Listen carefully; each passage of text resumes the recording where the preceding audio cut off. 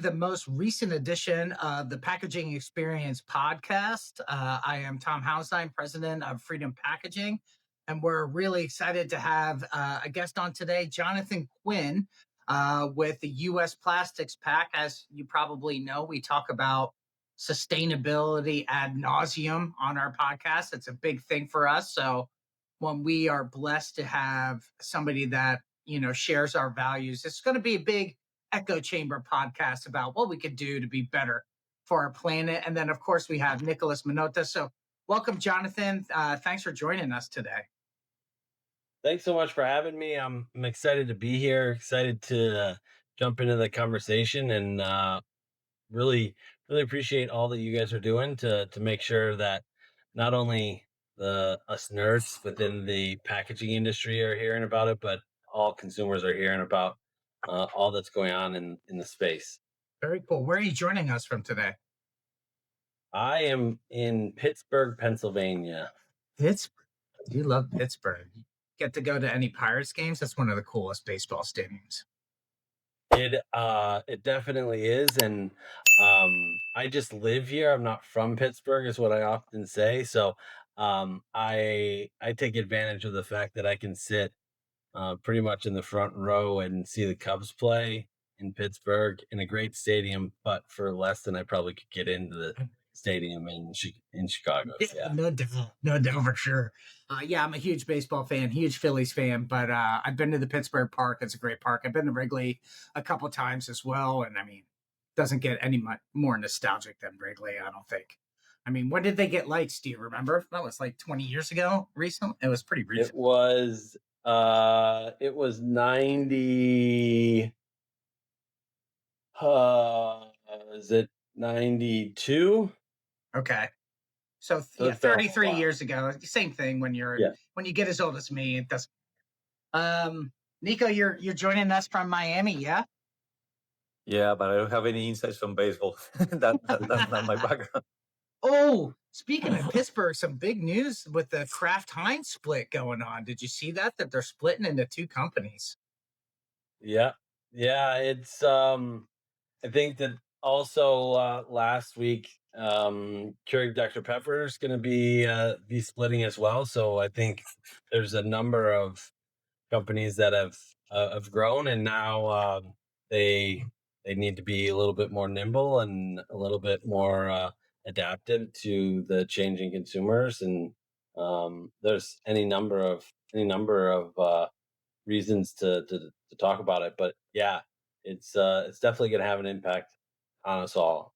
That's awesome. All right. So for intro, that was a lot of baseball and just some Pittsburgh stuff, but we should probably start talking about the US plastic. So let's get us started. You guys ready?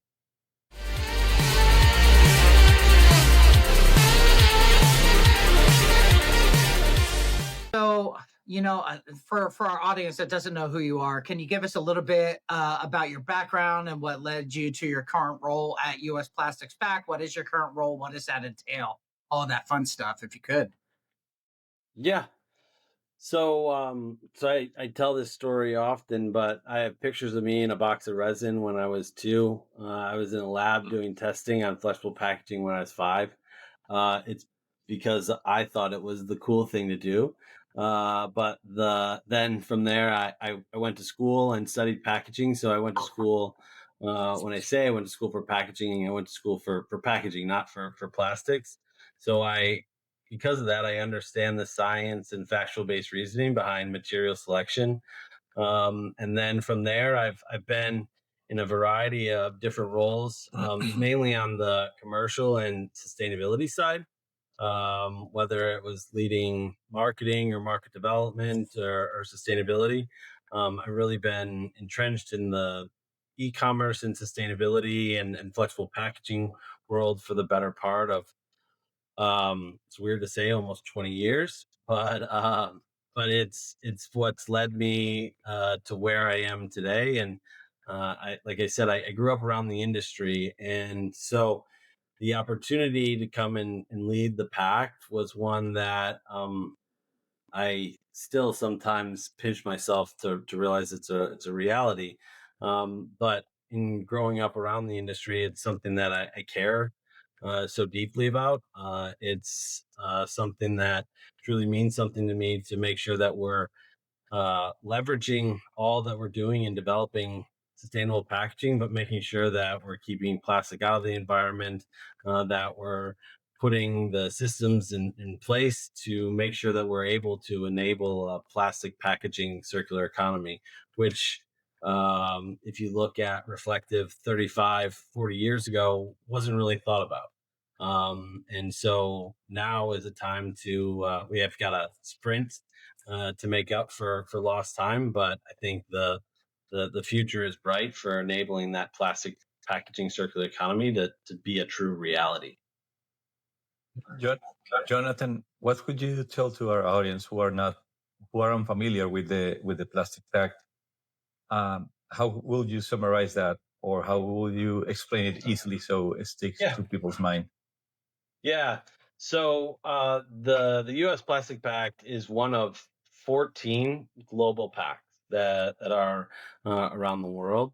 Um, Now, it was all the pacts were initially founded by the Ellen MacArthur Foundation, but the U.S. Pact is the only pact that exists that is 100% independent, meaning we're not funded by one organization, or we're not funded necessarily by the government or anyone else. We're funded by our membership and other activities and initiatives that we do. But with the primary focus of enabling a plastic packaging circular economy in the U.S. market.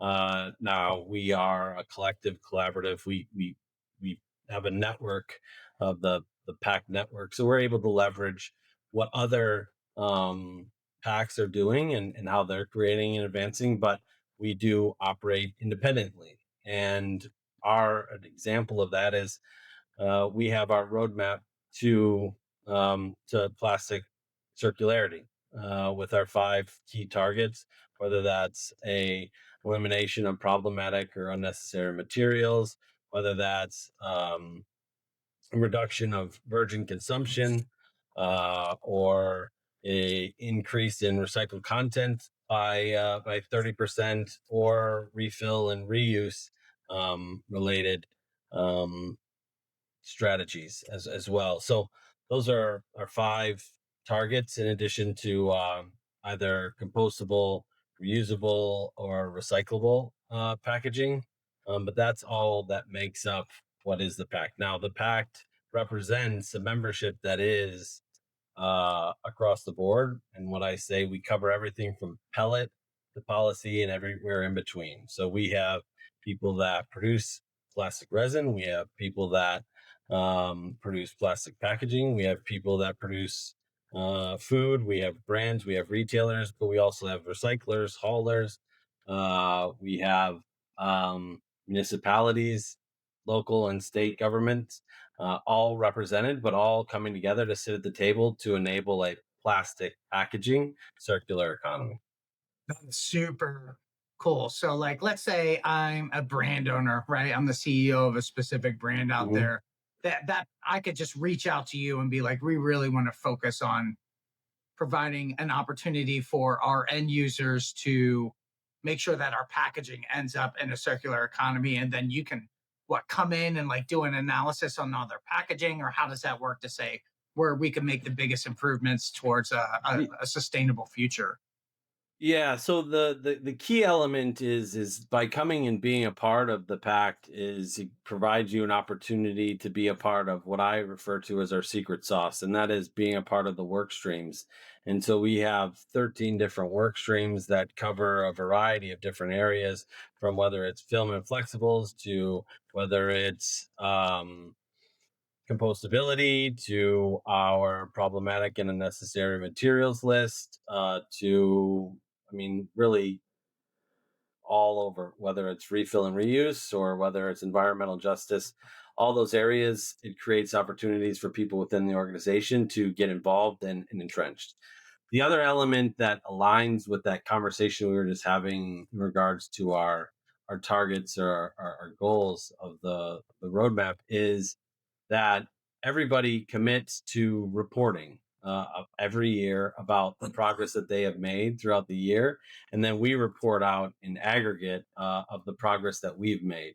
So the key is that we're really driving transparency, but we're driving accountability and credibility, but we're doing it together. And that's really different. It creates a level of disarming kind of that competitiveness and coming together, but also by coming together and to enable this progress, it also helps to accelerate it. But one of the things that I talk about is why is that transparency so important? If we look at reflectively, like goals and things matter, but being transparent and honest about the progress and why we haven't made progress matters. And I've told this story before, but when I was a kid, my dad always said, like, something goes wrong or you're in trouble, just don't lie. Just don't lie. Be honest, tell me what the issue is and we'll figure it out together. And that's really what the pact represents, is an opportunity for us collectively to say where we're falling short, why we've missed, and how we're going to change and drive progress forward. Those are the ultimate things that the pact represents. And it's, I think people need to understand, is that the pact is more than just a voluntary commitment. It's about coming together and driving and accelerating change together. Yeah, and you said a couple of interesting things there. First, I love the fact that it's self-funded through membership, right? If you're tied into government funding or something like that, are they putting thumbs on the scales in one way or the other, right? So maybe Mhm. that's just because I'm a big history buff that I just have this inherent distrust of the government. And we're going to get into EPR in a little bit for sure. But Yeah. that, I thought that was really a great move for the PAC to be self funded through membership. And I wasn't aware that it was all originated by the Ellen MacArthur Foundation. So how do you tie into the foundation? And then I'd like to learn, like, what other countries are there, specifically in the small thing that Jeff and I love, which are and Nico, which are I love being on the water. I hate when I'm in the Gulf of Mexico and the Pacific and there's plastic there. So it'd be interesting to know, is there a Chinese plastics pack or an India plastics pack, as everybody says that the majority of ocean bound plastic finds its way into the ocean through the Yangtze or the Ganges River. So I know I'm hitting Hmm. you with a bunch of multiple questions there, but maybe you could tie in how Ellen MacArthur goes Yeah. to the plastics pack and what countries are right now involved. Yeah. So, I mean, uh, the India Plastic Pact is one that is very much thriving and doing well. But they have a tall task, obviously, as you outlined, and China is one of the newest pacts. So making sure we're driving progress in those areas as well. But there, whether it's the South African Pact or whether it's the Australian and New Zealand Pact or whether it's the UK Pact, which the UK Pact in my mind, and just from sheer number sense, when you look at the progress the UK Pact has created, it proves that voluntary commitments work, because they have made tremendous progress, and they've made tremendous progress all while EPR is still a thing, but that's another part of the conversation. But yeah, I mean, the Ellen MacArthur Foundation and their contributions and their global signatories um, is a very real, and you cannot deny the commendability of all that EMF has done on a global sense. But the pacts were really meant to mobilize, because in different countries there's different challenges, different hurdles, and all the things, and really was to go deeper, and really meant to enable and be the only, I mean, it really, the pacts represent the only organization that is focused on enabling plastic packaging circularity. There's a lot that represent multiple materials or material neutral, but the one that is tackling what we would all often believe is the hardest one is the plastic challenge. So those are to kind of give you a little bit of flavor. I think I answered all the questions Oh, in that one, but if I forgot one, let me know. it's organic. We'll go back to it if there's something that comes up for sure. So thank you for that. We mentioned the EPR. What's the position or what the pact feels about this legislation? You mentioned that you work also with municipalities with legislation in general, probably lobbying, advising. What's the position on the US Plastic Pact regarding this EPR? Yeah, I mean, we 1000% are supportive of EPR. I mean, EPR is one ripple in the ocean at the end of the day. It's going to take a lot in order to enable it. And I think one of the big things that we have to recognize and realize is EPR is not a silver bullet. EPR is not going to be the silver bullet that's going to solve all problems. Ultimately, there's multiple elements to this conversation that are critical, but we later this month, actually early next month, we're going to be rolling out our position on what sound and good EPR looks like. And the reality is that what the pack represents in our roadmap is really bolt-on legislation, really bolt-on EPR legislation. And what it does is it because of our activators or our members, we represent broad coalition back support where there's a lot of EPR legislation that gets brought forward, but it's lacking in that area. And so we feel that very strongly that there is a number of elements that the pact provides, but also we know that we are referenced in EPR legislation all the time. Awesome. And so EPR is a very good thing and a very real thing, but it's just one element in order for us to see to it that we enable this plastic packaging circular economy. Yeah, I mean, it's interesting. So just Ellen MacArthur and like how we've seen that in our regular day-to-day businesses over the last 2 years. We're just doing so much trials right now on a traditional mixed plastics laminated structure, moving to a monomaterial, especially for Mm-hmm. something that's not as straightforward. If there's demands on the packaging, it becomes more problematic, right? Like steam, steam and Yeah. microwave, steam and bag stuff, where it's like, yeah, we want to Yep. go all to mono web. It's like, well, you can't do that because there's cheese in there and you're just going to melt the polyethylene in with the Yeah. cheese. But There's Aldi's still like, no, I physics. want that cheesy broccoli in a recyclable package. I'm like, do you want your customers to die or do you want a good sustainable approach to business? Like, Yeah. there's just so much is focused on sustainability that it's interesting to see something like regulatory take a step back to that, which has never been the case because usually step one is protect your butt against a class action lawsuit.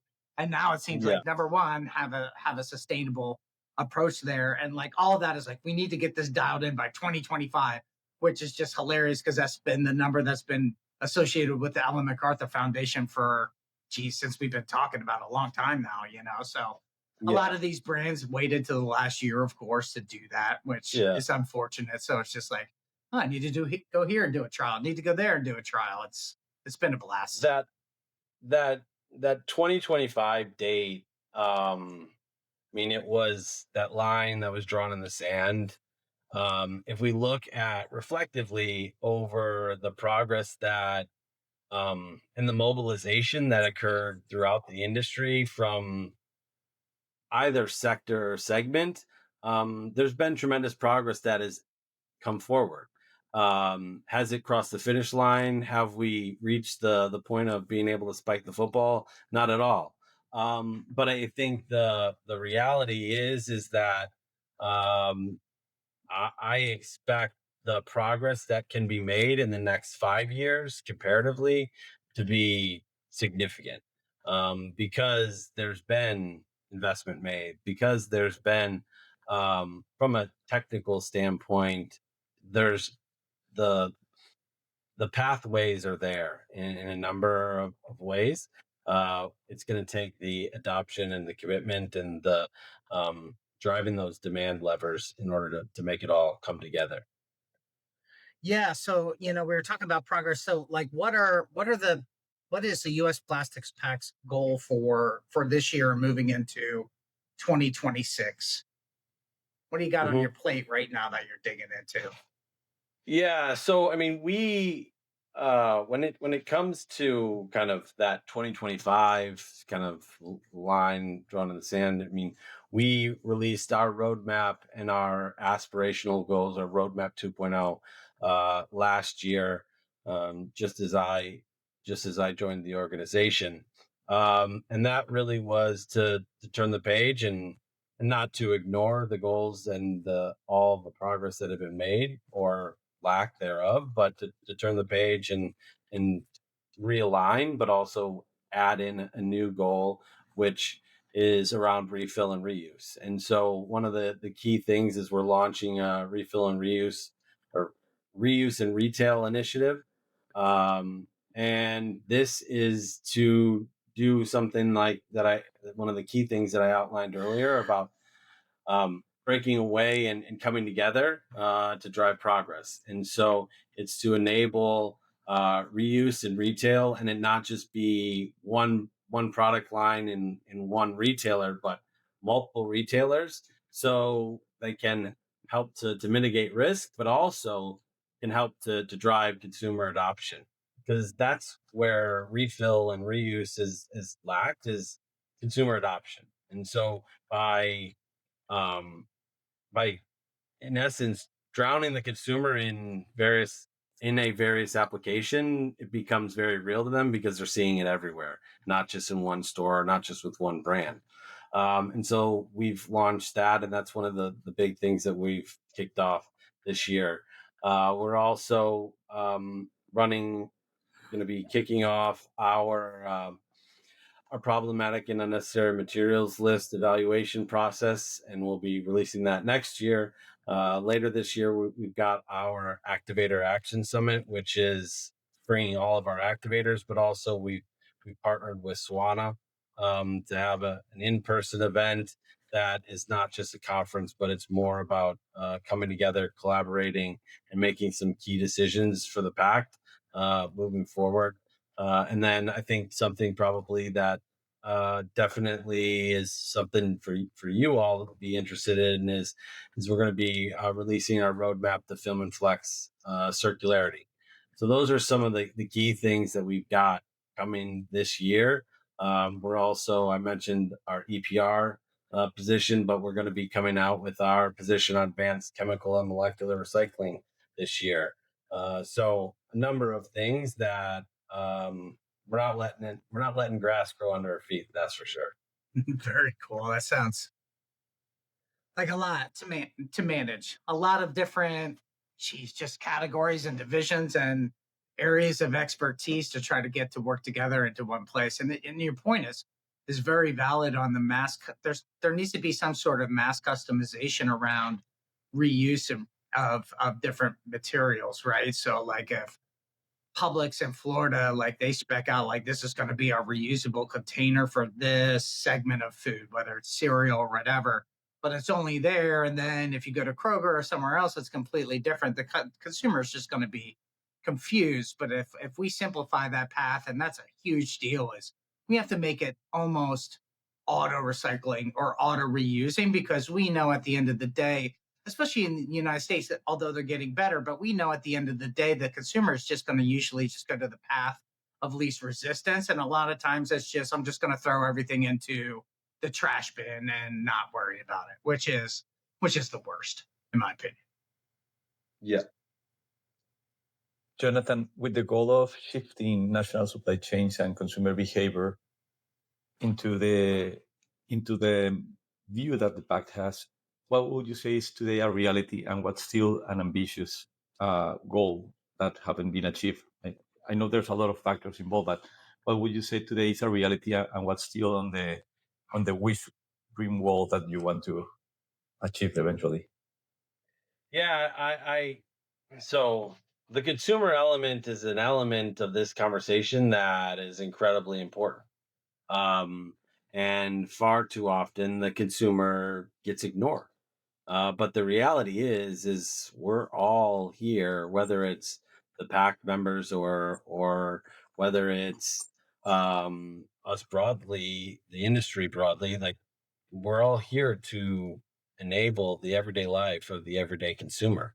And consumer adoption, consumer commitment, but consumer habit change is one of the keys that gets ignored, and that's part of the conversation around EPR. Is that EPR will not be successful unless consumers' habits around recycling actually change, and consumers' habits across all materials change. But I think if you look at kind of my personal, it's how do we evolve consumers? How do we educate consumers in a way that they begin to understand and trust and believe in recycling? That they begin and trust and believe in the broader packaging industry and the value it provides, and enough to that they value the material that they want to take that extra step. If you look, and I've been doing consumer research for years, but if you look at consumers and their value of materials, they value glass, metal, and paper for its recyclability. Like that has come out in the consumer research. Consumers value plastic for its convenience. And so when you are asking, if we are asking consumers to do an inconvenient thing with a material that they value for its convenience, that's where the wheels fall off, and that's where we run into problems. And so that's that convenience element that we have to work towards to enable and overcome. I don't Interesting. know what you're saying. It feels like similar to what happened in the past with the seatbelt when you used to not when it was not mandatory to use it until you start to get fined if you didn't use Hmm. it. Feels similar with the consumer behavior nowadays. Like one thing is educating people and trying to move to make them move to the right way, we might say. But I think maybe municipalities need to be more involved and put that extra um, effort on helping even by fines to Yeah. the consumer to guide them, similar to what happened when you in California when you don't separate organics or unrecyclables. So Hmm. people behave in a way when they know they could be better, but also they behave better when they know that they've been watched in a way. Yeah, and I totally agree that that's what EPR should be doing. But the hurdles or challenges with EPR is the lack of harmonization across the state from state, and it is only 7 states. Still a lot Yeah. more states that we got to worry about, but we got to make sure that there's consumer understanding from state to state, and consumer adoption as well. But ultimately that's where the conversation around sound and the fundamentals of strong legislation and legislation that does understand the consumer importance but the broader industry importance as well. Yeah, those are all good points. I really think, especially because one of the states is California, and there's so much business done in California with plastic packaging that once these brands and labels and everybody starts getting that tax due for their EPR, it's going to light a fire for them to be like, what can we do different? We've already seen this, like, hey, this is a 2.5 mil structure. Can we get it down to two? And this is what the implications are in EPR in California alone. Hmm. So it's great that EPR is pushing on the brands and the labels and the manufacturers to give the consumer the opportunity to do the right thing with the packaging, whether that's compost it or recycle it or reuse it or what have you. But Nico, you bring up a good point. Is the other side of that coin is how do we hold or tax the actual consumer for not doing something? And maybe this is something that, at your MCUs and stuff like that, that where they analyze the trash that comes in and are like, hey, 15% of your trash could have been recycled and this is your tax implications for that. I don't know how that would work. It would have to be automated. We're not going to pay people to sort through everybody's trash and give them a report card on how much they should be taxed on it. But at the end of the day, just like with the consumer, yours like, and maybe it's not a penal tax. It's maybe, hey, you get an extra 2% off of your federal. Maybe there's a reward benefit maybe you get 2% off of your federal tax rate if you're doing this or doing that at the consumer level. But that's the other side of the coin. What do you do with it after you buy it? And that's really where it becomes, and you said it at the beginning, Jonathan, we're nerds. We love it. We're the guys sitting there spending 20 minutes trying to get all the peanut butter out of our peanut butter jar before we put it in there. Where most people are Yeah. like, well, I'm going to recycle this Coke bottle because it's already empty and clean. Peanut butter is going into the trash because I'm not going to sit here and figure out how to get all this peanut butter out of there. So that's kind of where we're at. We need to install that passion, and again, we're behind on Europe with a lot of how passionate they are about it. California is probably leading the way in the United States and New York and those typical bigger states. Um, but it's a mess when there's 7 different EPR regulations right now, potentially 50. I mean, if you guys are working with the federal to just harmonize all this, that is a huge benefit for all those brands trying to manage it. You'd almost need to have like an EPR manager for each state to just manage the regulation. So all of that was a boring diatribe by me. Sorry for that. But here's a question for you. I wanted to ask is like, can you share a success story of a PAC member and how the US Pact has helped them to do something great with their own packaging or have a really big impact on the amount of plastic that is going out there and is ultimately ending up into some sort of circular stream? Yeah, I mean, there's how much time do we have? No, it I don't want to I'm not gonna necessarily single one out, but when we talk about the power of our problematic and unnecessary materials list, that's really meant to is designed and developed to enable a cleaner recycling stream. So working and bringing innovation to those materials um, is fundamental and key. And so getting people to transition to alternative materials and helping to enable those recycling streams to be cleaner is something that's very real and is happening, and the commitment across the board is there.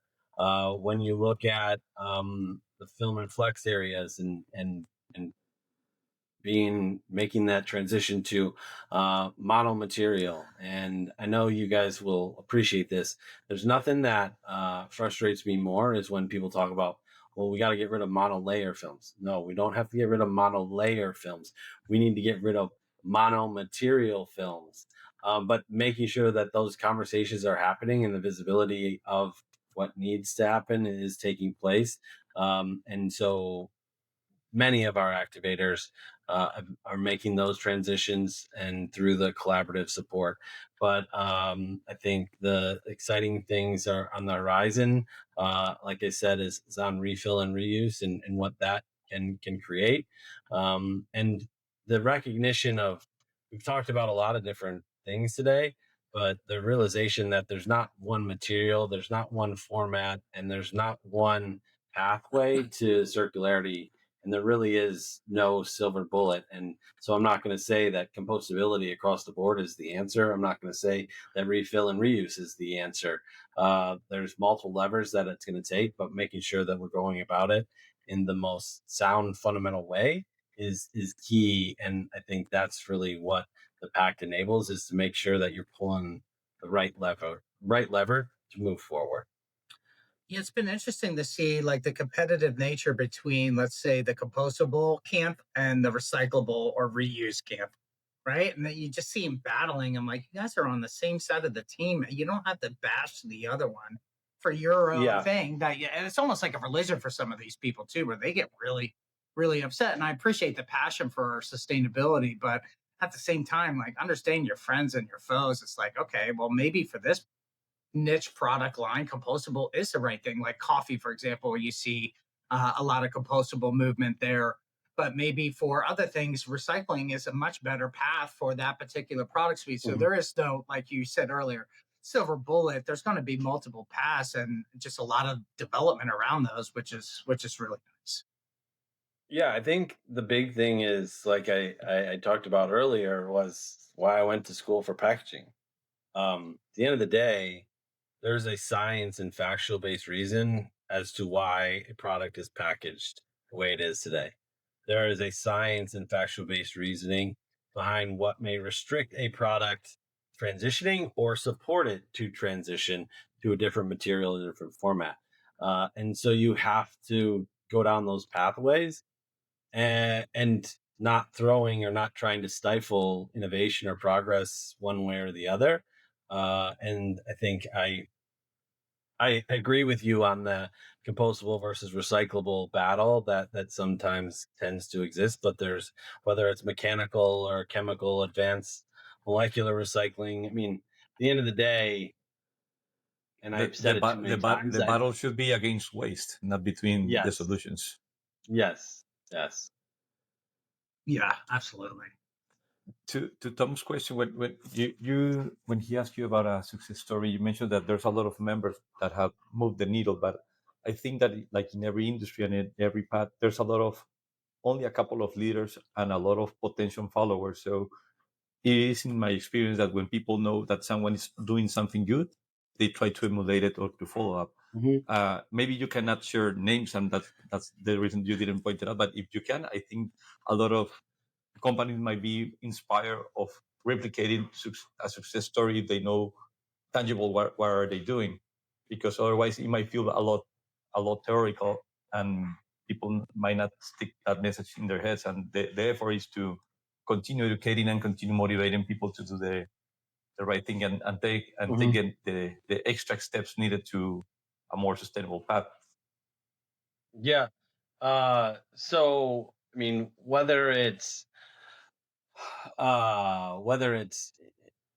a significant increase in recycled content incorporation and multiple activators coming together based on knowing, uh, to help work through pricing, and not, I think the hurdles that can exist, whether it's the cost of recycled content or whatever, but it's, partnerships that have come together to increase recycled content incorporation, whether it's moving away from a problematic, um, color or pigment that could be in a material or a tray or a cup, um, or whether it's a transitioning away from one material, and a needing to use a different lidding material, things of that nature. Interesting. Interesting. Um, Here's another one because there's so many different end of life paths for different things. So, what do you, for example, in a circular economy, and this is something I always talk about with pure PE because there's so much transition right now of eliminating PET and moving to, let's say, MDO-PE to replace that Hmm. print layer. So, you're just seeing a lot of push into the PE world. I just don't love. I wish there were more ways to capture that PE and reuse it. What we see now is a lot of Trex decking, or you could do park benches Yeah. or stuff like that. So is that considered a circular economy to you, or is that like more of an end of a life conversation and it's one turn and then it's something forever? And then what happens when that park bench starts to break down? There's just a bunch of different. We could have a 17-hour podcast on this stuff, but just Yeah. wanted to see what US Plastics Pact's definition per se of circular economy is, and how do brands get packaging into that economy. Yeah. I mean, I think number one, this whole circular economy it's a circle. And there's, um, multiple steps along the way in order to enable it. And that's why we've been very committed to our roadmap, roadmap 2.0, which we brought forward last year. And it's not a choose your own adventure type of scenario. It's, if you're going to be a part of the plastic circular economy, plastic packaging circular economy, you can't just be incorporating recycled content, because where's that recycled content coming from? And you can't just be, or producing recyclable materials if you're not then also, putting, recycled content into your, whether it's films or whatever it may be. So that circular economy conversation it's not linear, and there's not just one stop. There's multiple stops, but the ultimate goal is for that material to have another life, for it to be utilized in another way. um, there can be and is arguments and conversations around whether it's downcycling or upcycling or whatever it may be. But ultimately, we got to make sure that these materials aren't leaking into the environment and they're having another life. Um, when we talk about film and flex, and you talk about all polyethylene films, and making sure that they're being collected, and that circles back to that conversation that I mentioned earlier in regards to that convenience element, and how are we going to get people to recycle more materials. And if we increase and grow the rate of store drop off, um are we just there's only so much Trex decking that we can make. We've got to find other outlets, and we've got to find other avenues, and whether those avenues are mechanical or whether those are chemical recycling or molecular recycling, like that those have to be explored. But we have to be transparent to consumers about where those materials are going, so that they continue to build the trust and recognition of that recycling is happening when they're dropping those materials off. And ultimately, I mean, we want to get to the point where curbside recycling for flexibles becomes a reality, but we've got a hill to climb there. We've got a tremendous amount of advancement that needs to happen, and so those are all the things that are in front of us. But yeah, That's you know what thing I don't have my finger on the pulse of is when you're talking about mechanical versus molecular recycling. Is like that's where I think some of our biggest aha movements and some of our biggest progress can happen is on the molecular advancement side, because right now it's like, oh, if you mix two plastics, it's got nowhere to go. But if there's ever a point to where it's like you could basically, it's like the flux capacitor, Back to the Future. You could just dump anything into that, and you can turn it yeah, into fuel or new packaging, and it just becomes a catch-all. I think that's really where it's going to come, and maybe it's just because I'm not a chemical engineer, where I mean, there's just crazy brains working on this thing, and I'm excited to see the advancements come out of that. Is that kind of how you feel too? Is that mechanical will get us maybe linear progress where molecular can be more exponential progress in this field? I mean, there is hurdles and stumbling blocks for all paths. There is opportunities for continuous improvement across the board on both sides, and there's going to be technological advancements on both sides. And so there's the can be the arguments of the LCA comparison between mechanical versus advanced recycling is sways to mechanical, which it does. But that doesn't mean that we should throw out the bathwater, advanced or molecular chemical recycling, because there will be advancements that come there. But then if you look at being able to process, I mean, there may be challenges that exist today on the mechanical side that chemical can or cannot handle. Both are technologies and platforms which are needed in order for us to enable a plastic packaging circular economy. It's not going to be one size fits all, and I maybe sound like a broken record because there is no silver bullet, but the end of the day, some of the hurdles that exist on both sides exist, uh, and there's no way denying that. Yeah, that's the issue on the chemistry molecular side is you can't change Yeah, your building blocks. Those building blocks and those rules are chemical rules. It's not. You can't just invent a new molecule to fix it. I don't think it's just gonna always be certain limitations with each type of plastic. Um, Speaking of, on the US Plastics Pact, like everybody kind of puts plastic or considers plastic to just be petroleum based plastic, where bio based plastic is still a plastic. Is US Plastics really focusing on the petroleum base and understanding like PLA, PBSA, all of those eco-bio, like those different bio-based sealant layers and print webs, sheet cellophane, which has been around forever. Those are Mhm. part of. Did those fall still into the purview of the U.S. Plastics Pact? Yeah, all of those are all of those are part of the conversation. Obviously, we want to be, whether it's compostable or mechanical recycling or advanced chemical or molecular recycling. Like, we want to make sure that they all serve a purpose.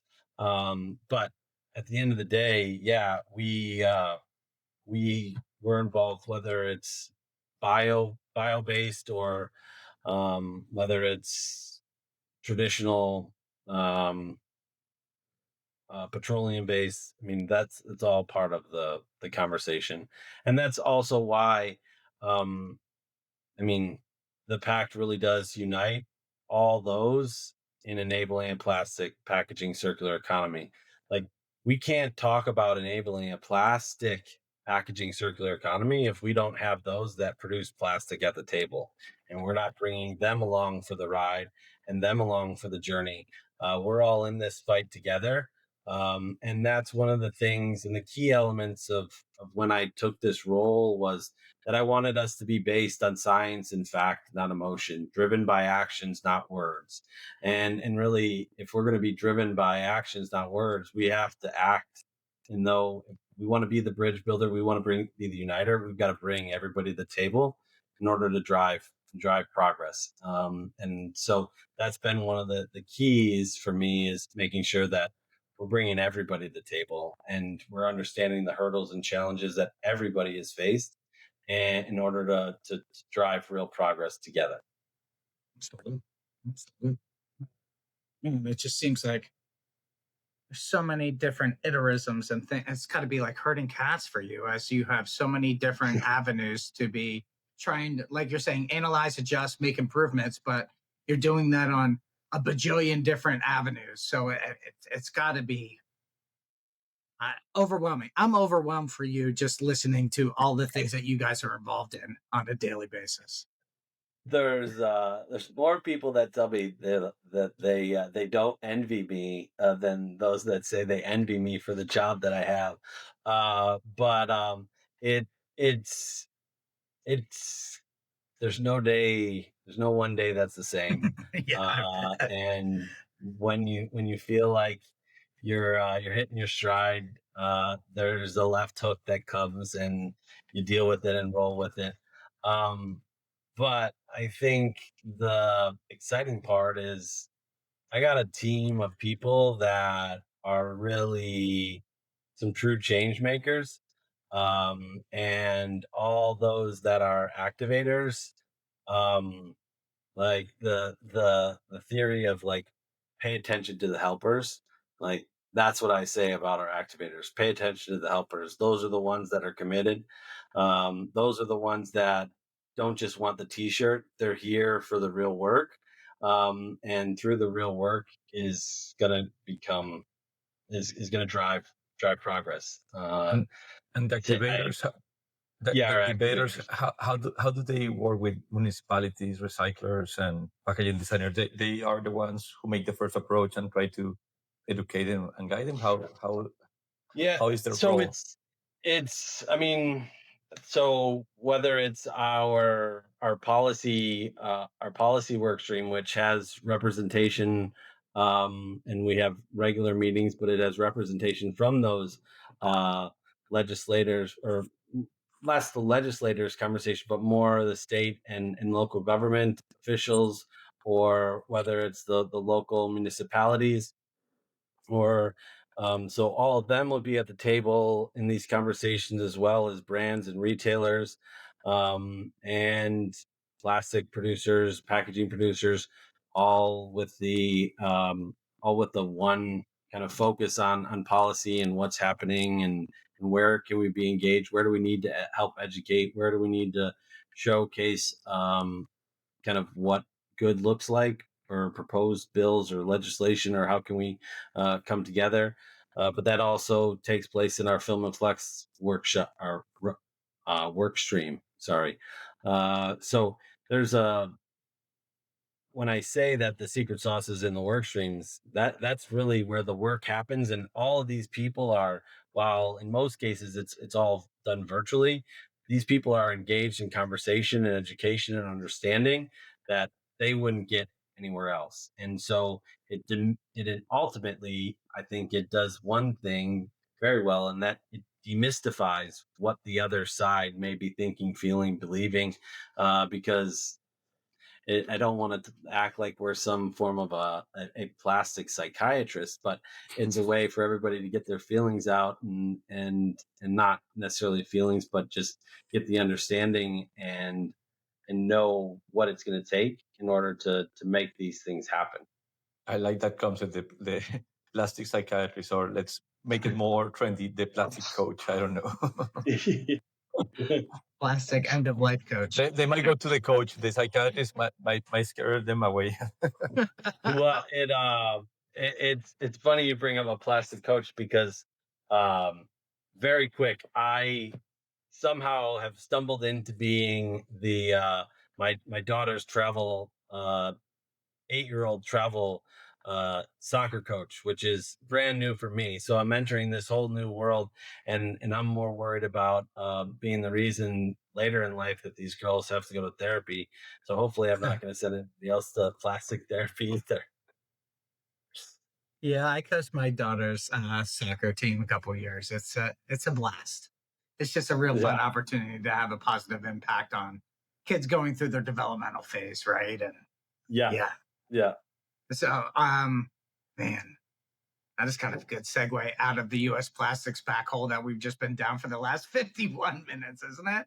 Um, Jonathan, where can the end users go to educate themselves? Where can the stakeholders and different companies go to educate themselves about US Plastics Pact? How do they? What's the first step? What's your URL? Who do they reach out to? Yeah, the USPlasticPact.org, plasticspact.org, is our site. But I mean, whether it's there or LinkedIn or just an easy, quick Google, will, I'm sure, comes up with a ton of information, or to reach out to me on LinkedIn, or anybody from my team. But I mean, at the end of the day, we need all the voices at the table, and we want to bring everybody together, build the bridges, to make this all a reality. Like you said earlier, I don't envy your position in managing all those bats, but I do.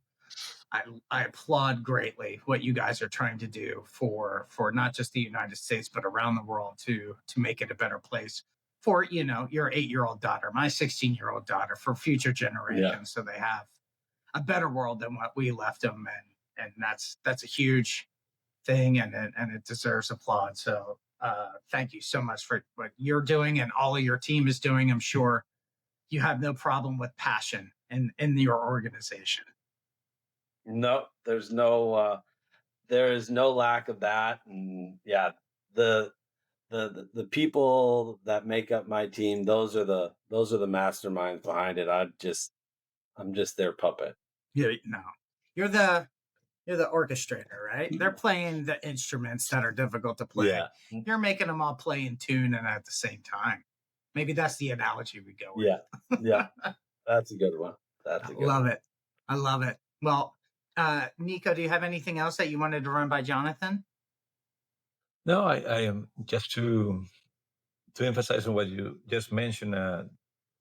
Everything that you guys are doing helps us to conserve the current world that we have and expect for a better world, especially for those who have kids. I guess depends on what's your trigger to start doing changes. For me, is similar to Tom and probably as you. Like I have kids and I want them to see the best part of the world that unless we do something different, they won't be able to see it.